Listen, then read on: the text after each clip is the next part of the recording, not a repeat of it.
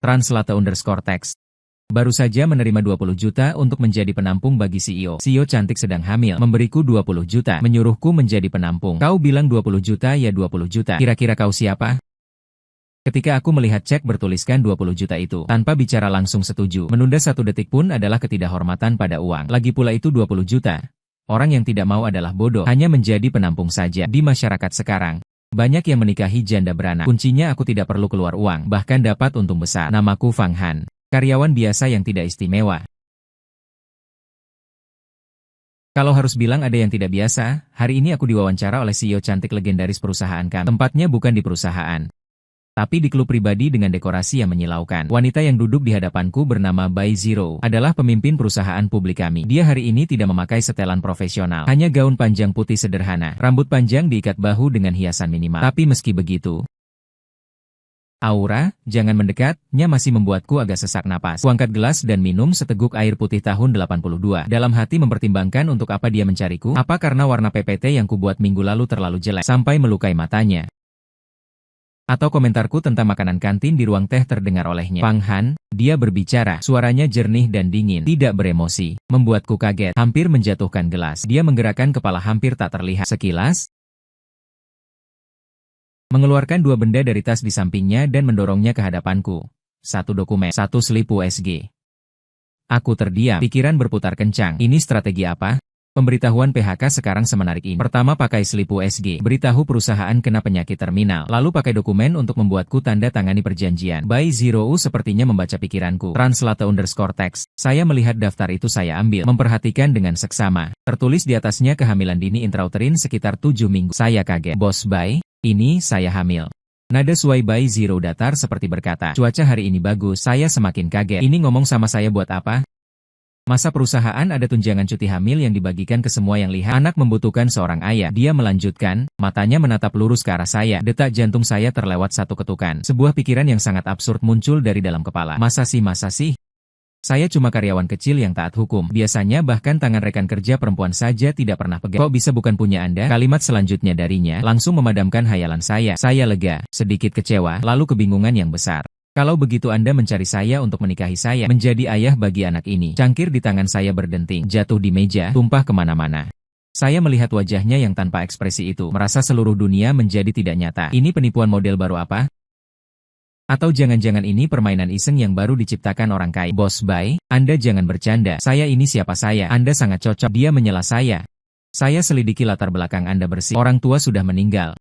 Tidak ada keluarga yang merepotkan hubungan sosial sederhana. Yang paling penting adalah Anda butuh uang. Setiap kalimatnya seperti pisau, tepat menusuk di dada saya. Saya merasa dihina. Sebuah penghinaan yang diberi harga jelas. Saya Fang Han meski miskin, tapi juga punya harga diri. Translate_text dengan kata-kata yang tegas dan benar. Tuan Bai, Anda mungkin salah paham. Uang memang penting, tapi bukan segalanya. Pernikahan adalah suci, tidak bisa digunakan untuk transaksi. Ini adalah penghinaan terhadap kepribadian saya. Sampai akhir, saya sendiri hampir terharu oleh rasa keadilan saya sendiri. Bai Zero masih tidak menunjukkan ekspresi apapun di wajahnya. Hanya mengambil cek lagi dari tasnya dan menulis dengan cepat. Menuliskan serangkaian angka.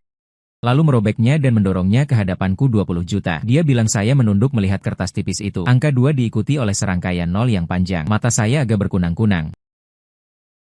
Saya mengulurkan jari dan menghitung 1 per 10 100.000 juta. 10 juta 20 juta. Harga diri saya di hadapan serangkaian angka 0 yang panjang ini tampak begitu pucat dan tak berdaya. Saya mendengar suara dalam hati saya berteriak. Fang Han berdiri. Jangan tunduk pada 5 gantang beras. Suara lain berkata, ini bukan 5 gantang beras, ini 20 juta. Tunduk sedikit, apa masalahnya? Bahkan berbaring pun bisa. Saya mengangkat kepala, memandang Bai Zero.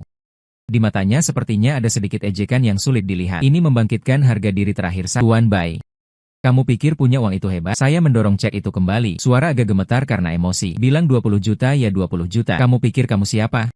Alis Bai Zero akhirnya berkerut. Sepertinya tidak menyangka saya akan menolak. Saya menarik napas dalam sebelum dia membuka mulut.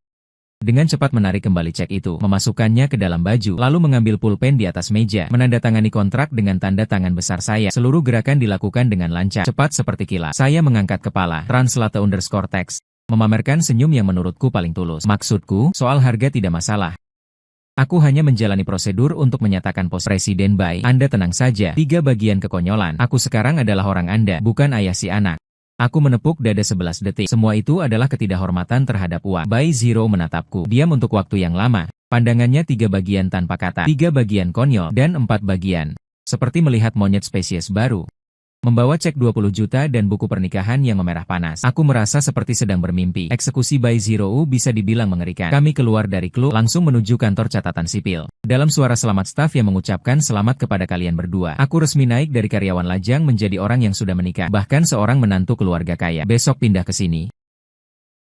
Di dalam mobil Bai Zero memberikanku kartu akses dan satu kunci. Alamatnya adalah salah satu properti termahal di pusat kota, Istana Puncak Awan. Aku meremas kartu tipis itu, merasakannya lebih berat daripada cek 20 juta itu. Itu Presiden Bai. Apakah ini berarti kita hidup bersama? Perjanjian menulis bahwa kita perlu memerankan pasangan yang mesra sampai anak lahir. Dan melalui beberapa acara yang diperlukan. Suaranya datar. Tidur terpisah kamarmu di kamar tamu lantai 2 tanpa izinku. Dilarang masuk ke kamar utama. Mengerti, aku mengangguk seperti menumbuk bawang. Kesadaran teritorial, dia menambahkan. Keluar kita adalah cinta bebas menikah karena hamil. Pekerjaanmu bisa kamu tinggalkan. Aku akan mengatur posisi baru untukmu. Untuk memudahkan menyembunyikan mata orang. Tidak masalah. Translate_text. Aku berbicara dengan hati-hati. Ayah kandung anak itu, apakah dia tahu? Apakah dia akan datang membuat masalah? Inilah kuncinya. Seberapa bagus pun uangnya, harus ada nyawa untuk menikmatinya. Wajah Bai Zero menjadi dingin. Suhu di dalam mobil turun beberapa derajat. Dia tidak akan, katanya dengan tegas. Hal ini tidak perlu kamu ketahui. Juga tidak perlu banyak bertanya. Kamu hanya perlu memainkan peranmu dengan baik. Aku segera menutup mulut. Rasa ingin tahu bisa membunuh kucing. Bisa juga membunuh seorang calon ayah yang baru dapat 20 juta. Keesokan harinya, aku membawa surat pengunduran diri. Dengan angku berjalan masuk ke perusahaan. Ketika aku menempelkan hati di meja manajer, seluruh departemen menjadi hening. Manajer adalah seorang berusia 40-an dengan botak di tengah. Dia menyesuaikan kacamatanya, menatapku. Pang Han, apakah kamu sudah berpikir matang? Sekarang susah cari pekerjaan. Sudah berpikir matang. Wajahku penuh kesedihan. Dunia begitu luas. Aku ingin pergi melihatnya. Rekan-rekan sekantor berkerumun. Wajah penuh simpati. Xiao Han, apakah manajer lagi menyusahimu? Pasti bulan lalu. Bonusnya tidak diberikan ke Xiao Han kan? Pergi juga bagus, perusahaan bodoh seperti ini tidak usah dipertahankan. Aku mendengar komentar jujur mereka, hati terasa hangat dan agak ingin tertawa. Jika mereka tahu, bukan pergi melihat dunia, tapi pergi menjadi istri dari bos terbesar di atas kepala mereka. Suamiku, tidak tahu ekspresi seperti apa yang akan mereka tunjukkan. Aku membereskan pot kaktus dan beberapa bukuku. Dalam pandangan penuh penyesalan semua orang. Berjalan keluar dengan gaya. Selamat tinggal kubikel tempatku berjuang 2 tahun lamanya. Selamat tinggal, masa mudaku yang telah pergi. Halo, hidup enakku dimulai. Menurut alamatnya, aku naik taksi menuju Cloud Top Sky Palace, membuka pintu dengan kartu. Sebuah apartemen duples yang luasnya bisa untuk olahraga muncul di hadapanku. Di balik jendela kaca raksasa terhampar pemandangan setengah kota. Gaya dekorasinya adalah minimalis yang tidak kupahami, tapi terkesan sangat mahal. Terasa dingin, tidak begitu manusiawi. Aku mengganti sandal dan berjalan masuk dengan kaku. Inilah rumahku. Kutaruh koper kecilku di sudut, meletakkan kaktus di atas rak sepatu. Mereka sama sekali tidak selaras dengan barang-barang di rumah ini. Aku berkeliling, menemukan kamar tamu di lantai 2. Kamarnya sangat besar. Dengan kamar mandi pribadi yang lebih besar dari seluruh rumah yang kusewa sebelumnya. Kulempar diriku ke kasur besar yang empuk, mengeluarkan secari kertas dari dada. Membolak-baliknya melihat 20 juta. Aku tertawa bodoh. Inilah takdir hidupku. Tepat saat aku berhayal tentang masa depan, pintu terbuka. Bai Zero kembali. Dia melihatku berbaring di kasur, masih memeluk kertas di dada. Alutnya kembali berkerut. Ganti baju. Malam ini ada acara makan malam. Dia melemparkan satu dokumen ke kasur. Kuraih dokumen itu dan melihatnya. Itu adalah undangan untuk jamuan amal. Haruskah aku pergi juga? Kita adalah pasangan suami istri. Bukankah begitu? Dia balik bertanya. Aku segera bangkit dari kasur. Baiklah. Nyonya. Panggilan, Nyonya, ini membuatku sendiri merinding. Pipi Bai Zero tampak memerah sebentar. Translate_text. Saya mengikuti saran dengan baik. Dia tidak mengatakan apa-apa lagi. Langsung naik ke lantai atas. Masuk ke kamar utama. Saya melihat punggungnya sambil mengusap dagu. Tampaknya kehidupan menantu keluarga kaya ini lebih menarik dari yang saya bayangkan. Di pesta makan malam saya menjadi aksesori di samping Bai Zero. Dia mengenakan setelan hitam milik Direktur Lee. Anggun seperti angsa hitam. Sementara saya mengenakan setelan yang dia kirimkan. Sangat tidak nyaman. Ini pertama kalinya saya masuk acara kelas atas seperti ini. Setiap orang berpakaian rapi, memegang gelas anggur, berbicara soal bisnis yang tidak saya pahami. Bai Zero menggandeng lengan saya. Suara rendah di telinga saya memperkenalkan satu persatu orang penting. Itu Direktur Lee dari grup Xinghai. Itu Direktur Zhang dari grup Huatian. Saya berusaha menyunggingkan senyum kaku, mengikuti sambil membungkuk-bungkuk. Ini adalah pria parubaya yang terlihat cerdik. Yaitu Direktur Lee yang disebut Bai Zero. Matanya menyapu tubuh saya. Suami saya Fang Han. Bai Zirou memperkenalkan tanpa perubahan ekspresi. Mata Direktur Li kilat terkejut, tapi cepat ditutupi. Mengulurkan tangan, senang bertemu Bapak Fang, muda dan berprestasi. Saya buru-buru menjabat tangan. Direktur Li terlalu memuji. Saya hanya pengangguran. Begitu keluar kata, saya langsung merasakan tangan Bai Zirou mencubit lengan saya mengencang. Direktur Li terdiam sebentar, lalu tertawa terbahak-bahak. Bapak Fang benar pandai bercanda. Setelah mengatasi satu lingkaran orang, wajah saya terasa kaku karena tersenyum. Kami mencari sudut dan duduk. Saya menarik napas lega. Ini lebih melelahkan daripada bekerja. Biasa saja lama-lama. Bai Zirou mengambil segelas jus, minum sedikit-sedikit. Saya melihat profilnya. Di bawah cahaya lampu, kulitnya putih berkilau. Bulu mata panjang menjatuhkan bayangan kecil. Tak bisa disangkal.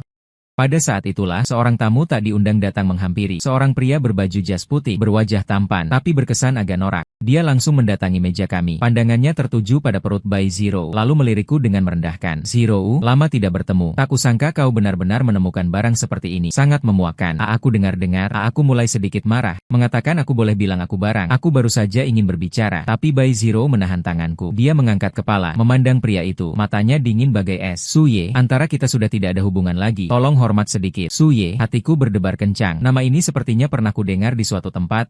Aku ingat, dia adalah putra keluarga kaya Su di kota kami. Jadi dia adalah anak itu. Dia meremehkanku.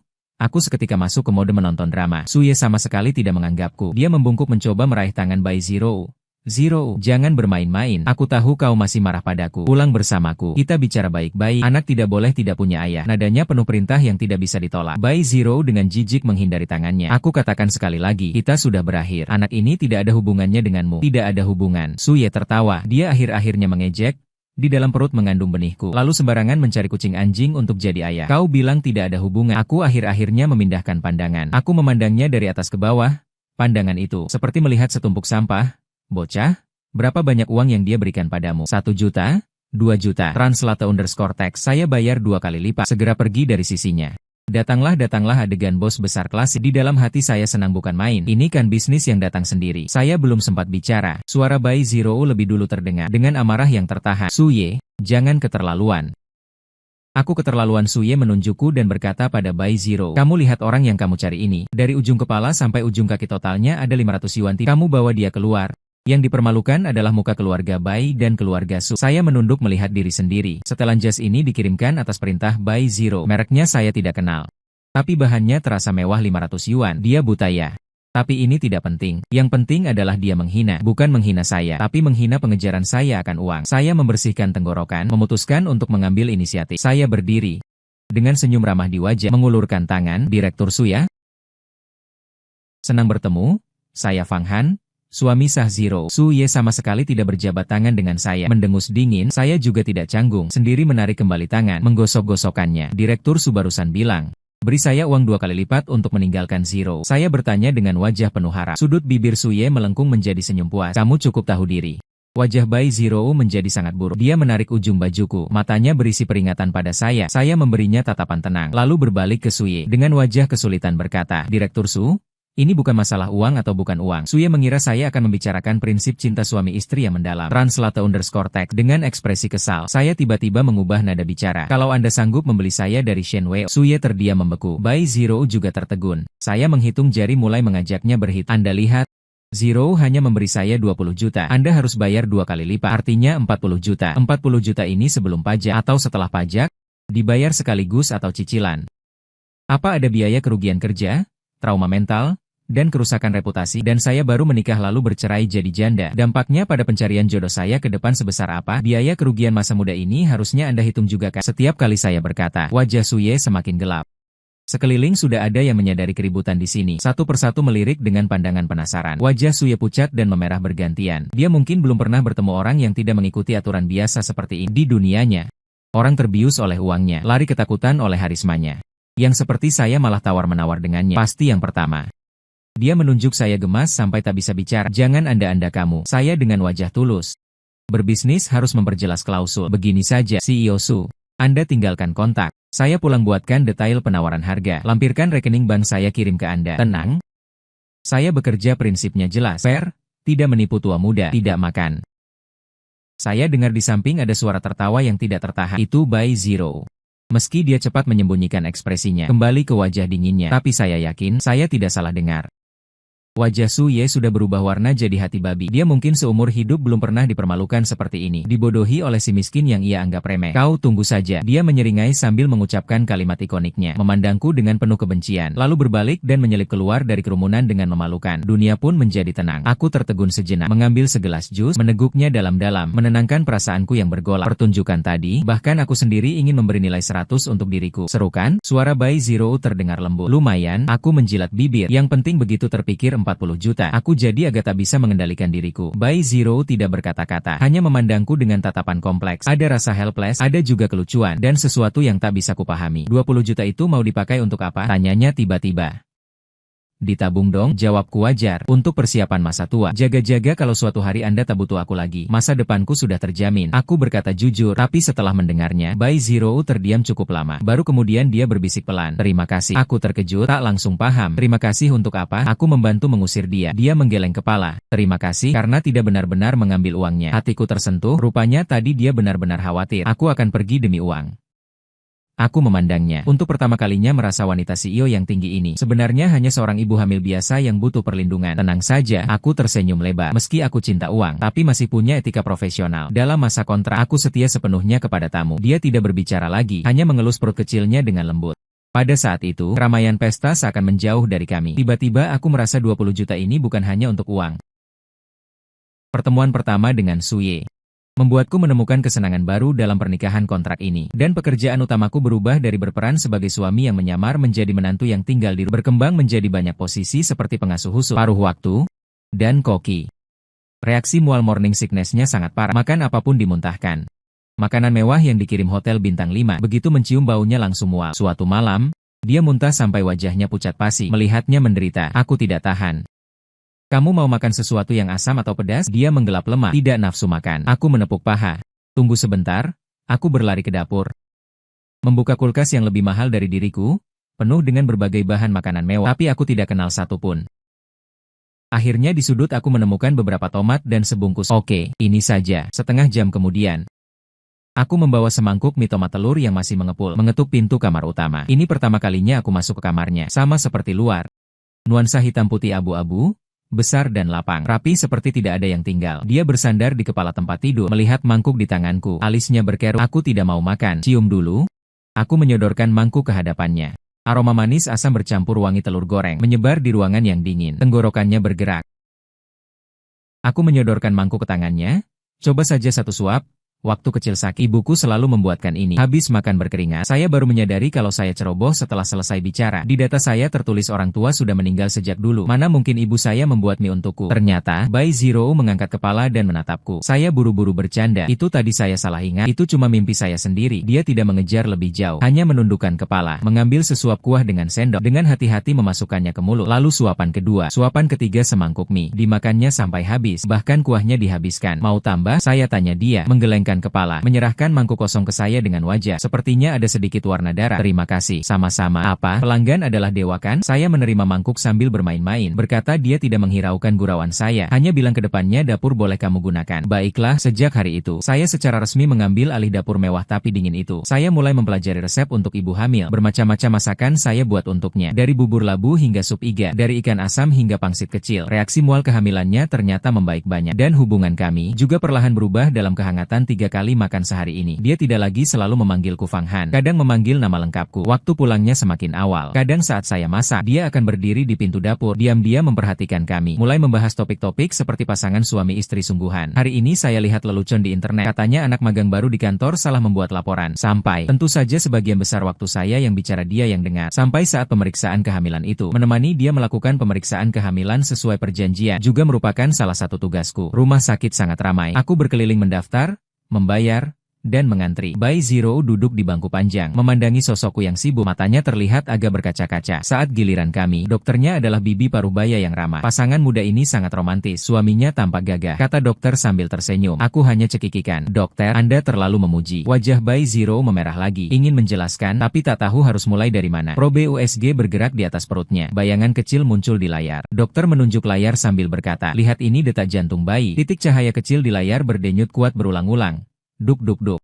Aku tak pernah menyangka kehidupan adalah hal yang begitu ajaib. Pada saat itu, aku lupa tentang perjanjian, tentang 20 juta. Yang kusadari hanya kehidupan kecil ini memiliki hubungan yang luar biasa denganku. Kurasakan mataku agak panas. Kupalingkan kepala, melihat Bai Zero juga sedang menatapku. Matanya juga merah, dengan kelembutan dan haru yang tak pernah kulihat sebelumnya. Pandangan kami bertemu di udara. Pada momen itu, jantungku berdebar kencang. Keluar dari rumah sakit, Bai Zero terus terdiam. Kukira dia masih malu karena kesalahan paham dokter. Dokter yang memecah keheningan. Dokter itu juga bermaksud baik. Jangan dipikirkan. Pang Han, tiba-tiba dia berhenti berjalan. Kamu menginginkannya sangat. Aku terdiam oleh pertanyaannya. Pertanyaan apa ini? Aku menunjuk diriku sendiri. Aku biasa saja, mengalir saja. Translate_text.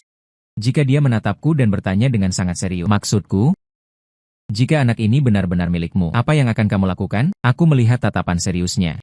Pertanyaan ini tidak bisa kuhindari lagi dengan candaan. Aku berpikir sejenak, lalu menjawab dengan sungguh-sungguh. Jika dia adalah anakku, aku akan berusaha sekuat tenaga memberinya semua yang bisa kuberi. Segalanya aku akan bekerja keras mencari uang, membelikannya susu formula terbaik, dan menyekolahkannya di sekolah terbaik. Aku akan mengajarinya keberanian dan kebaikan, mengajarinya cara berkelahi. Tidak akan kalah.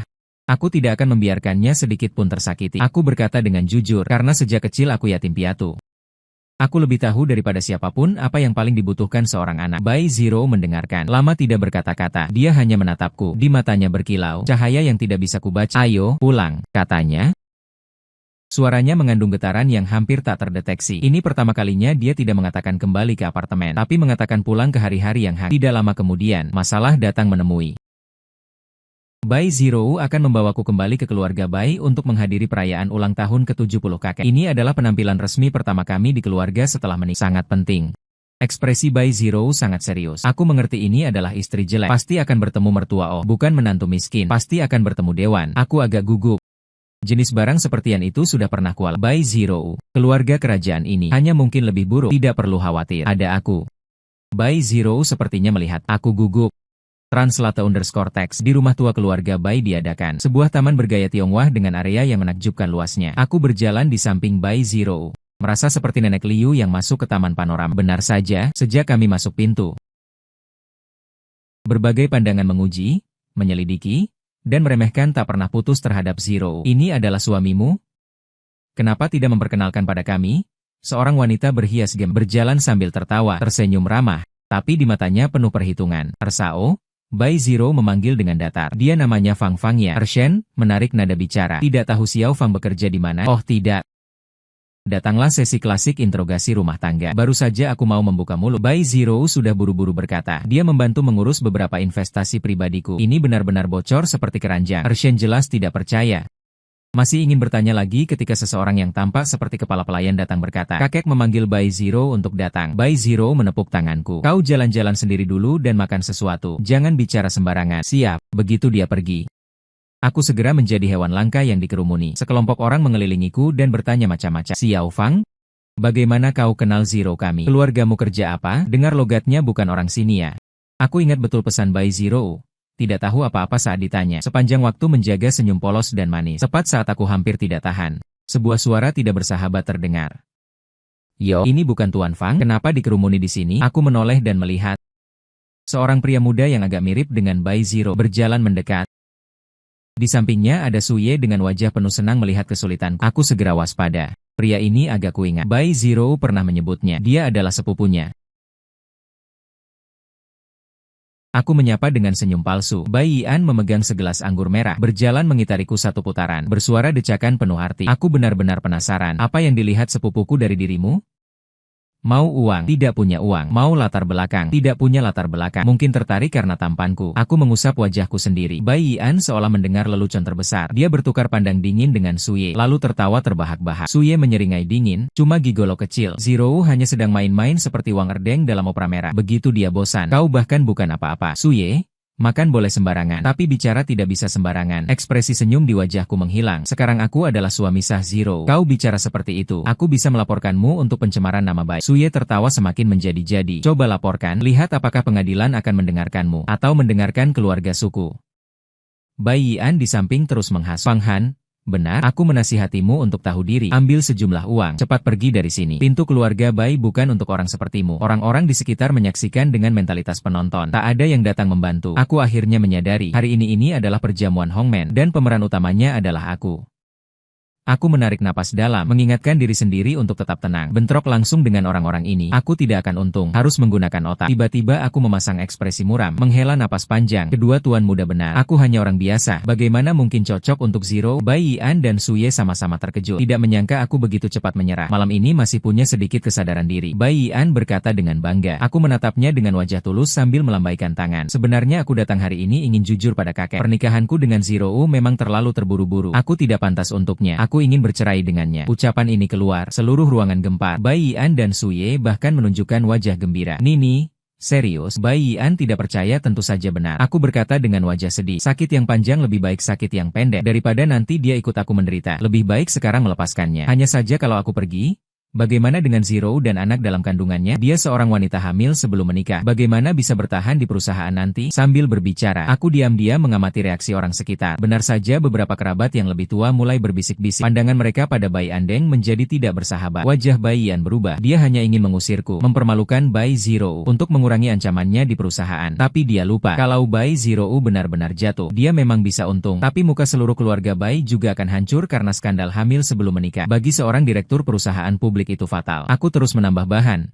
Semua salahku. Kalau bukan karena aku, Zero tidak perlu begitu kesulitan. Dia juga untuk anak. Untuk harga saham perusahaan terpaksa menikahiku. Aku benar-benar tidak berguna. Pengakuanku ini mengandung informasi yang sangat besar. Pertama, mengakui bahwa pernikahan kami adalah palsu. Kedua, menyalahkan pernikahan palsu ini untuk anak dan perusahaan. Sekarang sifatnya berubah. Dari seorang direktur wanita yang buta, menyukai berita persik pemuda miskin, menjadi seorang wanita hebat yang rela mengorbankan kebahagiaan pribadi untuk keluarga dan perusahaan. Aku melihat kakek keluarga Bai dikelilingi keluarga berdiri tidak jauh. Dengan wajah muram melihat ke sini, dahi Bai Yian mulai berkeringat. Dia ingin mempermalukanku. Hasilnya aku meledakkan diri sendiri menjadikan Bai Zero sebagai korban. Sementara dia yang memulai keributan malah jadi penjahat yang tidak mengerti dan merusak persatuan keluarga. Mini omong kosong. Apa Bai Yian panik? Aku tidak mengarang. Aku dengan wajah polos. Yang kukatakan semua benar. Zero dia terlalu menderita. Dia seorang diri menanggung perusahaan sebesar ini. Masih harus memikirkan masa depan anak. Aku tidak bisa lagi membebaninya. Sambil berkata aku bahkan memeras beberapa tetes air mata. Alangkah dalamnya perasaan dan kesetiaan. Suara tua yang kuat terdengar. Kakek Bai berjalan dengan tongkat. Dia sama sekali tidak melihat. Bai Yian dan Suye langsung berjalan ke hadapanku. Mata Ruili menatapku. Kau bernama Fang Han. Ini kakek. Aku cepat-cepat menghapus air mata. Menjawab dengan hormat. Kakek menatapku lama, mengangguk, ada sedikit tanggung jawab. Tidak seperti beberapa orang yang hanya berani di rumah. Dia dengan sindiran mengarah ke wajah Bai Yian seketika memutihkan pandangan Zero. Aku percaya kakek menghentakkan tongkatnya ke lantai keras-keras. Pernikahan kalian, ku setujui mulai sekarang. Siapa yang berani menggunjing di belakang? Jangan salahkan aku, orang tua ini tidak terima. Kakek dengan sekali hentakan. Keputusan sudah ditetapkan. Pandangan orang-orang di sekitar padaku seketika berubah dari cibiran menjadi hormat. Wajah Lao Yian dan Suye lebih berwarna dari palet cat. Hatiku berbunga-bunga. Wajahku masih tetap menunjukkan ekspresi ketakutan yang tersanjung. Saat ini, Bai Zero berjalan keluar dari kerumunan. Dia menatapku, pandangannya rumit seperti benang kusut yang tak terurai. Aku mengedipkan mata padanya. Artinya bagaimana? Sayang, hebatkan aku. Dia tidak memberiku respons. Hanya berjalan ke sisi kakek. Translate_text berkata dengan suara terima kasih, kakek. Dalam perjalanan pulang setelah pesta ulang tahun, suasana di dalam mobil sangat hening. Aku agak gelisah. Tidak tahu apa pendapat Bai Zero tentang tindakan semena-menaku tadi. Apa tadi aku sudah keterlaluan? Aku bertanya dengan hati-hati padanya. Menoleh, memandang pemandangan malam yang bergerak mundur di luar jendela. Tidak berbicara, hatiku semakin tidak tenang. Sebenarnya aku juga terpaksa. Mereka, kau melakukan dengan sangat baik. Dia tiba-tiba berbicara memotong penjelasanku. Aku terkejut. Kukatakan kau melakukan dengan sangat baik. Dia mengulanginya. Menoleh dan memandangku jauh lebih baik dari yang kubayangkan. Sorot matanya tidak lagi dingin dan acuh seperti biasanya. Aku tidak menyangka kau akan menggunakan cara seperti itu untuk melindungiku. Suaranya sangat lembut. Hei, cepat berpikir di saat kritis. Cepat berpikir di saat kritis. Aku menggaruk-garuk kepala. Utamanya karena aku tidak tahan melihat orang lain menggangguku. Istri, begitu kata itu keluar, aku baru menyadari apa yang kuucapkan. Suasana di dalam mobil tiba-tiba menjadi agak mesra. Kontra itu, istri juga tetap istri. Aku buru-buru menambahkan. Dia tidak berkata apa-apa. Hanya sudut bibirnya sepertinya sedikit terangkat. Pengakuan dari keluarga membuat posisiku sebagai menantu yang diambil alih semakin stabil. Tapi krisis hati juga muncul diam-diam. Yian dan Suye tidak akan tinggal diam. Mereka tidak bisa menyentuhku. Lalu mengarahkan serangan ke perusahaan Bai Zero dengan cepat. Mulai muncul berita-berita negatif tentang Bai Zero di internet. Mengejutkan. CEO cantik kehidupan pribadinya kacau, berbuat segala cara untuk mendapatkan posisi, menggali sejarah kelam wanita pemimpin grup Bai. Artikel-artikel ini ditulis dengan sangat meyakinkan, meski tidak menyebut nama. Tapi orang yang berpikiran jernih langsung tahu siapa yang dimaksud. Di dalamnya aku digambarkan sebagai gigolo yang dia biaya, bahkan mengisyaratkan anak itu datang dari jalan yang tidak benar. Untuk sementara waktu, translate_text. Dewan direksi juga mulai memberi tekanan pada Bai Zero. Bai Zero sibuk sepanjang hari sampai kepayahan. Saat pulang ke rumah wajahnya penuh kelelahan. Aku merasa sakit hati, tapi tidak bisa membantu apa-apa. Urusan bisnis sama sekali tidak ku mengerti. Tapi satu-satunya yang bisa kulakukan adalah mengurus rumah dengan baik, agar saat dia pulang bisa makan nasi hangat, minum semangkuk sup hangat. Suatu malam, dia pulang sangat larut lagi. Aku membuatkan semangkuk pangsit kecil untuknya. Dia makan 2 suap lalu berhenti tidak sanggup menghabiskan. Dia mengusap pelipisnya. Wajahnya sangat buruk, terjadi sesuatu. Aku bertanya pada Suye. Dia mendapatkan perjanjian yang kita tanda tangani dulu. Hatiku berat. Bagaimana dia mendapatkannya? Asistenku sebelumnya disuap olehnya. Suara Bai Zero terdengar sangat lemah. Dia mengancamku. Jika tidak kembali bersamanya, dia akan mempublikasikan perjanjian itu. Aku mengerti. Begitu perjanjian terbongkar, fakta pernikahan kontra kita akan terbukti. Pada saat itu, tidak hanya citra romantis yang kubangun di pesta ulang tahun keluarga akan runtuh, Bai Zero bahkan akan menjadi bahan ejekan seluruh dunia bisnis. Menipu keluarga, menipu pemegang saham, menipu publik.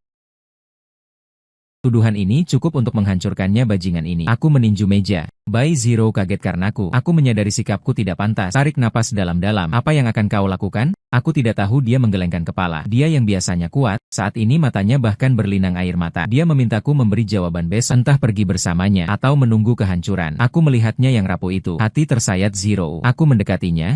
Jangan takut. Aku di sini. Tangannya gemetar sebentar, mengangkat kepala, memandangku dengan mata berkaca-kaca. Apa yang bisa kau lakukan? Dia punya bukti di tangannya. Kau mengambil uangnya. Ini fakta. Uang bisa kukembalikan padanya.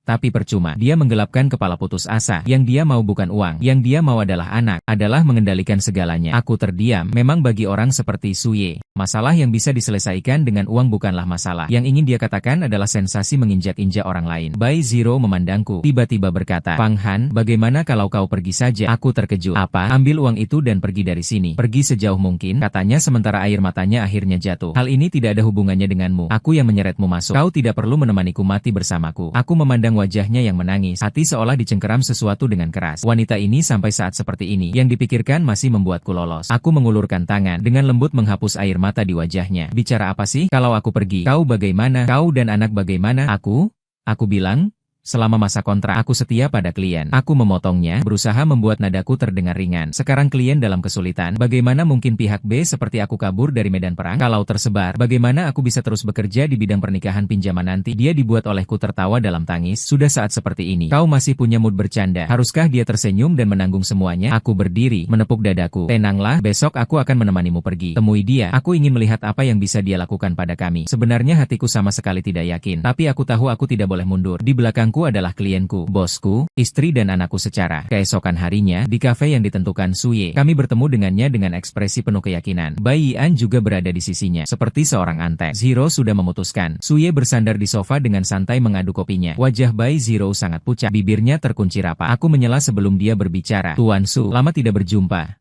Apa kabar? Begitu buru-buru mengundang kami keluar. Apakah itu lembar penawaran 40 juta? Sudah Anda baca? Suye mendecakkan dingin. Pang Han sudah di ujung mau. Masih saja keras kepala. Kau pikir hari ini aku datang untuk tawar-menawar dengan kalian? Dia melemparkan sebuah amplop kertas ke meja. Di dalamnya adalah salinan perjanjian pranikah kalian. Dan juga bukti transfer ban 20 juta yang Anda terima.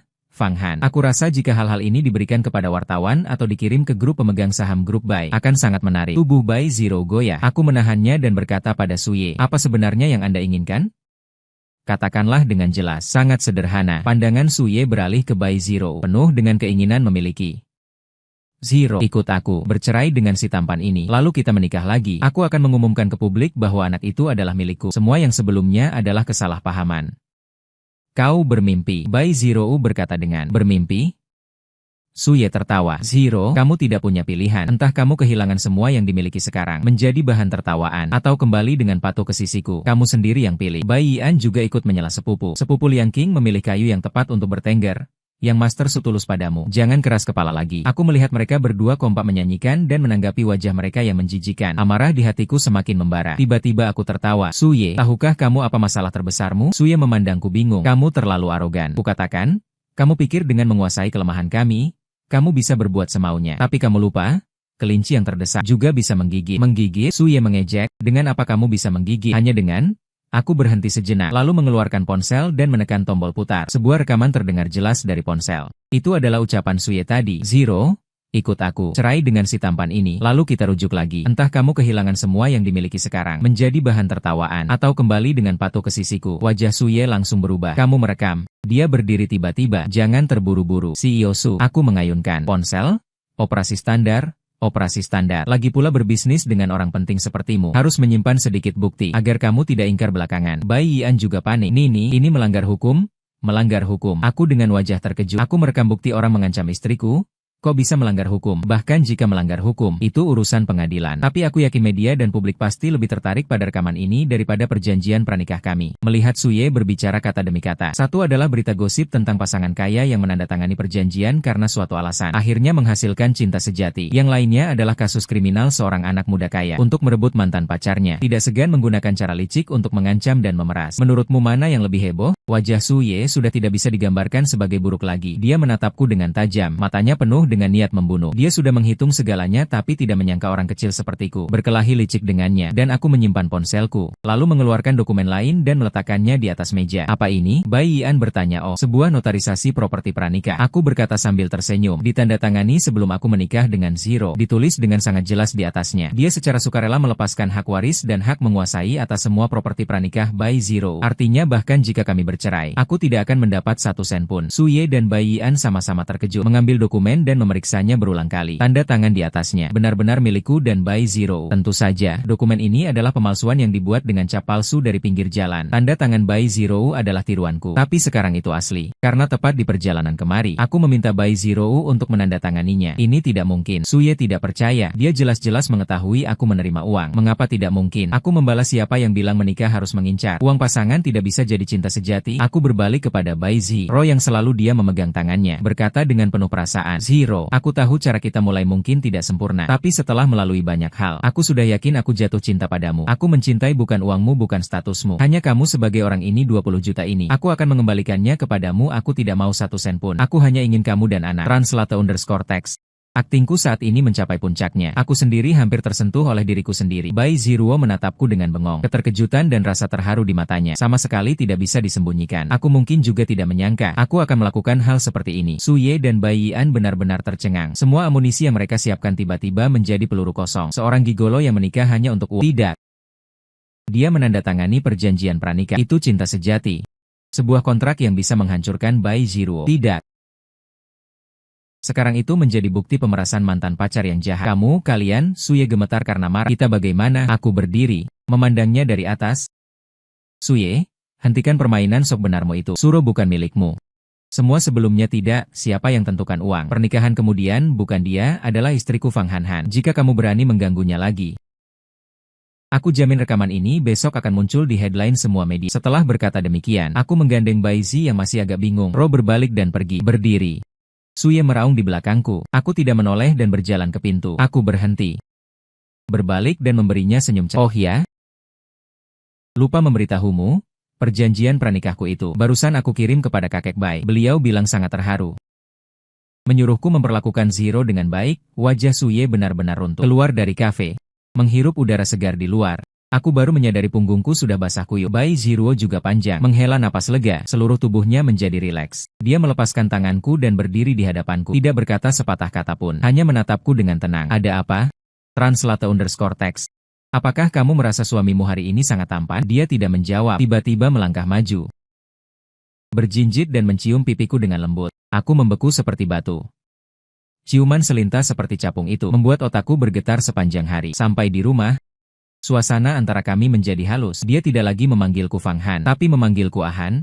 Aku juga tidak lagi memanggilnya Zero atau Bos Bai, tapi dengan gagap memanggilnya Zero. Setelah krisis teratasi, hidup kami kembali tenang. Seharusnya dikatakan memasuki fase baru. Perjanjian antara kami sepertinya sudah tinggal nama. Tidak ada yang menyebutkannya lagi. Kami lebih seperti pasangan pengantin baru yang sesungguhnya. Dengan canggung dan hati-hati menjelajahi cara berinteraksi dengan satu sama lain, dia mulai memperhatikan urusanku, menanyakan kehidupanku sebelumnya, menanyakan mengapa aku datang ke kota ini. Aku juga akan mengantarkan segelas susu hangat saat dia bekerja sampai larut malam, lalu duduk di sampingnya menemaninya. Meski tidak mengucapkan sepatah kata pun, perutnya semakin membesar hari demi hari. Geraknya semakin tidak nyaman. Aku mengerjakan semua pekerjaan rumah tangga. Suatu hari aku sedang mengepel lantai. Dia dengan perut yang membuncit perlahan berjalan mendekatiku. "Ahan, aku mengangkat kepala. "Mari kita bicara." Aku meletakkan pel. Hatiku agak gugup. Yang akan datang pasti akan datang. Kami duduk di sofa dengan jarak satu bantal. Dia membuka percakapan, tapi tidak tahu harus berkata apa. "Tanyakan apa yang ingin kamu tanyakan," aku berkata.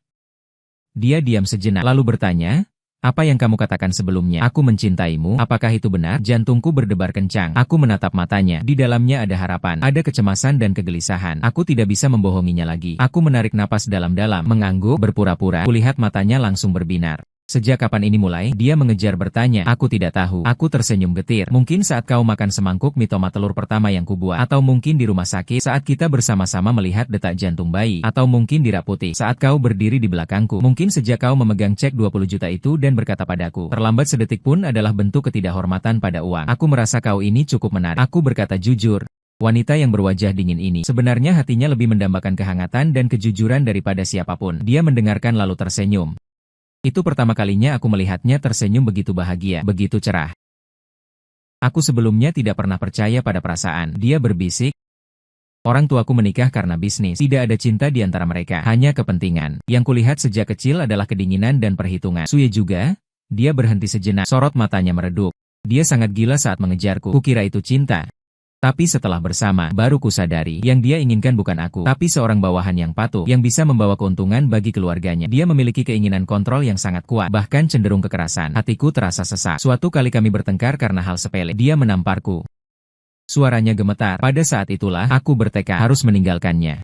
Kemudian saya menemukan bahwa saya hamil. Dia ingin menggunakan anak untuk memaksa saya berdamai. Saya tidak bisa membiarkan anak saya hidup dalam keluarga seperti itu. Jadi saya memikirkan Anda. Dia mengangkat kepalanya dan menatapku. "Saya membutuhkan perisai. Sangat aman, tidak akan menimbulkan ancaman apapun bagi saya. Anda memiliki latar belakang yang bersih dan kekurangan uang. Anda adalah kandidat terbaik. Ternyata di mataku kau adalah orang miskin yang aman dan tidak berbahaya." Saya pura-pura tersinggung dan mengatakan bahwa dia mengangguk dengan serius. "Tapi sekarang tidak lagi." "Lalu sekarang apa?" Dia menatapku dan berkata dengan sangat serius. "Anda adalah ayah dari anak saya, adalah suami saya." Dua kata terakhir, dia berbicara dengan sangat pelan, tapi seperti bom, meledak di hatiku. Itu yang tertulis dalam perjanjian itu setelah anak itu lahir. "Perkawinan kita dapat diubah sesuai perjanjian." Dia memotongku. "Pang Han, saya butuh jawaban. Apakah Anda bersedia terus menjadi ayah dari anak ini dan menjadi suami saya? Bukan karena perjanjian, bukan karena uang." Dia menatapku dengan gugup. Kedua tangan erat menggenggam sudut. Saya melihatnya sebagai ratu yang berkuasa di depan orang lain. Tapi sekarang dia seperti seorang gadis kecil yang menunggu untuk diadili. Saya tersenyum. Saya pindah untuk mengambil koran di antara kami. Lalu dia meraihnya dengan tangannya. "Saya bersedia." Saya berkata kepadanya kata demi kata di telinganya. "Saya sangat bersedia." Dia berada di pelukanku. Tubuh pertama kaku. Kemudian perlahan rileks. Akhirnya mengulurkan tangannya dan memeluk juga. "Apakah 20 juta itu masih berlaku?" Saya bertanya dengan suara rendah kepada orang yang ada di pelukan saya. Tubuh adalah pelajaran lagi. Lalu saya merasakan daging lembut di pinggang saya dicubit keras. Merobek, saya menyedot udara dingin. "Apa yang kamu katakan?" Suaranya penuh dengan tawa dan sedikit kemarahan. Hubungan kami akhirnya menembus kertas jendela terakhir. Meskipun saya masih tidur di tempat tidur, _text, tapi sifatnya sudah benar-benar berbeda. Dulu adalah majikan dan karyawan, sekarang adalah masa percobaan. Pacar bukan masa percobaan.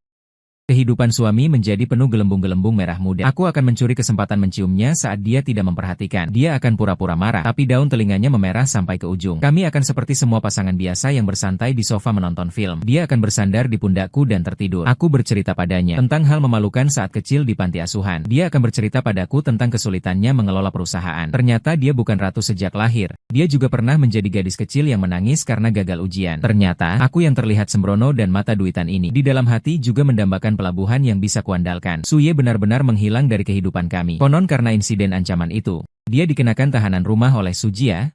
Kakek Bai juga mengeluarkan pernyataan bahwa semua kerja sama Bai Jia dan Sujia ditangguhkan sementara. Bai Yian juga karena hal ini posisinya di perusahaan merosot drastis, ditransfer ke departemen yang tidak penting. Dunia menjadi tenang. Semua energi kami dicurahkan untuk menyambut calon bayi yang akan datang. Aku menemani Bai Zero pergi ke kelas ibu hamil, belajar cara memandikan bayi, cara mengganti popok. Melihatku kerepotan dengan boneka bayi palsu, Bai Zero tertawa terbahak-bahak. Tanggal perkiraan lahirnya di musim dingin. Saat itu datang tanpa tanda-tanda. Tengah malam, aku terbangun oleh suara rintihan. Aku bergegas ke kamar utama, melihat Bai Zero memegangi perutnya. Wajahnya pucat pasi, dahinya penuh keringat dingin. "Ahan, pegang." Perutku sakit, aku langsung sadar. mau melahirkan. Aku berpakaian dengan cepat, membantunya turun tangga, menyetir langsung ke rumah sakit. Sepanjang jalan, tanganku yang memegang kemudi penuh keringat. Aku menerobos beberapa lampu merah. Hanya ada satu pikiran di kepalaku. Cepat, lebih cepat lagi. Translate_text. Sampai di rumah sakit, dia langsung didorong masuk ke ruang bersalin. Saya dikunci di luar pintu. Saya menatap pintu yang tertutup rapat itu. Untuk pertama kalinya merasakan apa yang disebut ketidakberdayaan dan kepanikan. Waktu berlahan-lahan berlalu. Setiap detik terasa panjang seperti satu abad. Saya bisa mendengar suara erangan kesakitannya yang tertahan dari dalam. Hati saya terasa sangat sakit.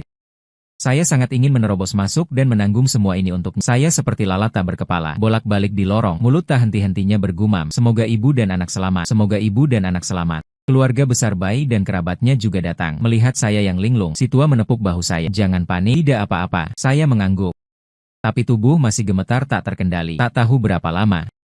Pintu ruang bersalin akhirnya terbuka, seorang perawat berjalan keluar. Siapa keluarga bayi Zero? Saya suaminya. Saya yang pertama maju. Selamat, anak laki-laki 3,8 kilogram. Ibu dan anak selamat. Mendengar 4 kata, ibu dan anak selamat. Kaki saya lemas, hampir roboh duduk di tanah. Saya diizinkan masuk menemaninya. Dia terbaring di ranjang pasien. Rambut basah oleh keringat, wajah pucat, tapi sorot matanya sangat terang. Dia melihat saya tersenyum pada saya. Ahan. Saya berjalan mendekat, menggenggam tangannya, menempelkannya ke mulut, menciumnya. Sudah capek. Suara saya serak, tidak capek. Dia menggelengkan kepala. Lalu menoleh melihat bayi di ranjang kecil di samping. Lihat dia mirip siapa. Saya berjalan mendekat melihat bayi kecil itu. Kulitnya, translate_text. Keriput seperti orang tua kecil. Matanya tertutup rapat dan mulutnya sesekali berkedip. Seperti aku? Tanpa ragu kukatakan. Kamu lihat hidungnya. Mulut ini tercetak sama persis sepertiku. Dia tertawa dibuatku. Omong kosong. Meski tampak keriput, tapi di mataku. Dia adalah bayi paling lucu sedunia. Putraku saat ini, aku akhirnya mengerti. Kapan seorang pria benar-benar matang? Bukan saat dia menghasilkan banyak uang. Bukan saat dia mencapai prestasi besar. Tapi saat dia menjadi seorang ayah yang memikul keluarga di pundaknya setelah anak lahir. Hidup kami memasuki kekacauan yang manis. Aku baru saja dipromosikan dari suami masa percobaan menjadi ayah penuh waktu. Ganti popok, menyusui, bersendawa, menina bobokan. Aku berkembang cepat dari pemula menjadi pekerja terampil. Kertas putih. Setelah tubuhnya pulih juga belajar merawat anak. Tapi dia jelas tidak berbakat. Popok selalu terbalik menyusui. Selalu membuat bayi tersedak cara menggendong anaknya. Kaku seperti menggendong bom. Bayi sering menangis histeris dibuatnya. Setiap kali seperti ini, begitu aku mengambil alih bayi, ajaibnya langsung berhenti menangis. Apakah dia tidak menyukaiku? Kertas putih roh. Agak sedih. Masa sih? Ku gendong anak dan mencium pipinya. Dia hanya menyayangi ibu. Ingin ibu lebih banyak istirahat. Anak kami diberi nama Fang Nian An. Margaku, namanya, tak pernah terlupakan. Damai selamanya. Dengan hadirnya anak.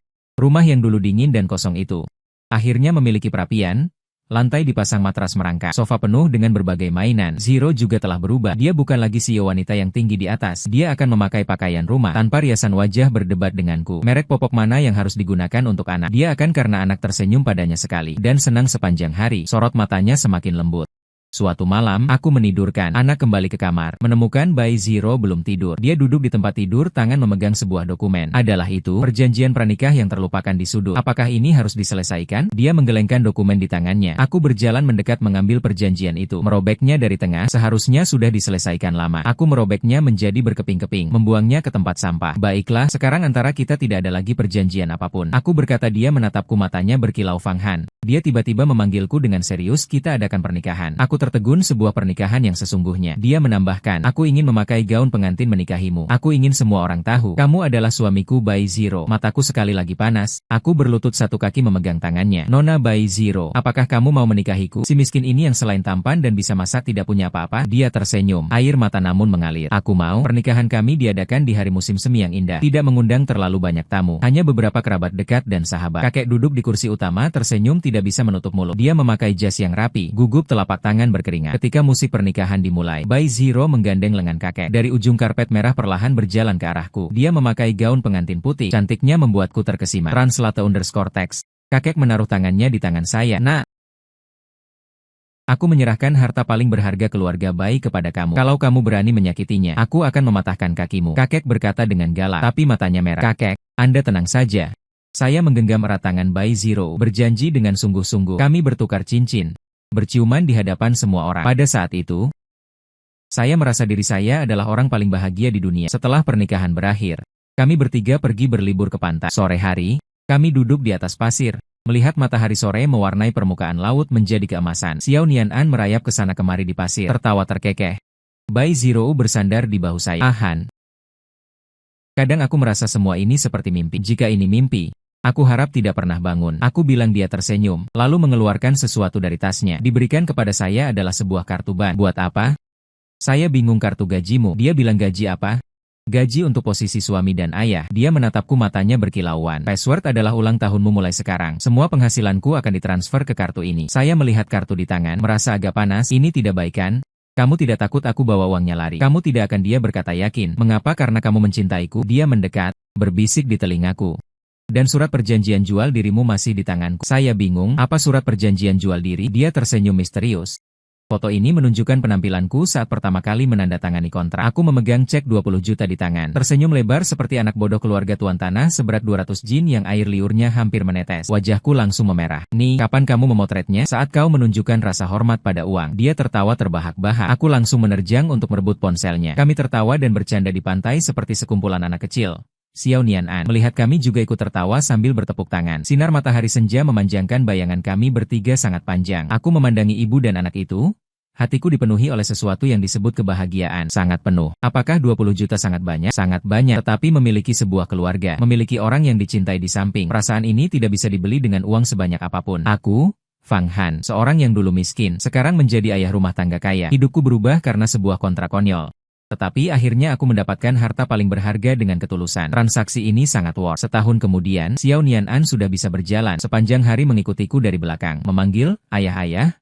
Bai Zirou perusahaannya mengembangkan proyek perumahan mewah baru, tepat di dekat rumah kami. Suatu hari, aku membawa Xiao Nianan ke lokasi proyek untuk menjenguk. Kebetulan bertemu seorang klien yang sedang bertengkar dengan manajer penjualan. Ini perumahan apa ini? Temboknya miring semua. Aku mau batalkan pembelian.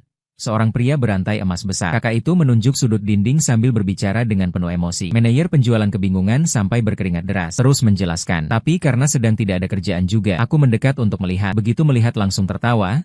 Sudutnya memang bukan 90 derajat. Siku-siku, kira-kira sekitar 87,8 derajat. Aku berjalan mendekat dan menepuk pundak kakak berantai emas besar. Kakak, tenang dulu. Tembok ini bukan miring. Ini seni. Kakak itu terkejut. Apaan ini? Seni? Benar. Aku dengan wajah serius berbicara omong kosong. Anda tidak tahu, ini adalah gaya desain dekonstruktivisme yang paling populer sekarang. Sengaja memecah rasa keseimbangan tradisional. Mengejar keindahan yang tidak beraturan. Anda lihat kaki ini. Ini bukan kaki tumpul yang sederhana. Ia mengandung semangat pemberontakan. Sebuah tantangan terhadap estetika arsitektur tradisional. Tinggal di dalamnya dapat memicu kreativitas orang. Mengembangkan pemikiran divergen anak Anda. Ini disebut kaki tumpul emas. Orang biasa tidak saya beritahu. Kakak rantai emas besar dibuat terkejut oleh saya. Benar atau palsu? Tentu saja benar. Saya menunjuk ke samping. Anda lihat kantor direktur kami juga bergaya seperti ini. Tepat saat sedang berbicara, Bai Zirou berjalan keluar dari kantor. Dia melihat kami dan terkejut. Kakak rantai emas besar segera menyambutnya. Bai Zirou, saya tidak mengenali orang penting. Kaki tumpul emas ini saya mengerti. Saya tidak akan mengembalikan rumahnya. Saya bahkan akan membeli satu set lagi. Untuk anak saya juga satu set. Mengembangkan semangat pemberontakannya. Bai Zirou manajer penjualan. Saya menggendong Xiao Nianan. Melirik ke arah Bai Zirou. Dalam perjalanan pulang, Bai Zirou sambil menyetir, sambil bertanya padaku tentang kaki tumpul emas. Dari mana kamu dengar itu? Saya yang mengarang. Saya dengan bangga. Dia tidak bicara, hanya menggelengkan kepala dan tersenyum. Setelah beberapa saat, tiba-tiba dia berkata proyek properti Baidu berikutnya. Slogan promosinya, gunakan kaki tumpul emas, memberi Anda rumah yang memberontak. Tulisan promosi akan Anda yang buat. Saya, sepertinya menantu keluarga ini akan mendapat pekerjaan tambahan lagi.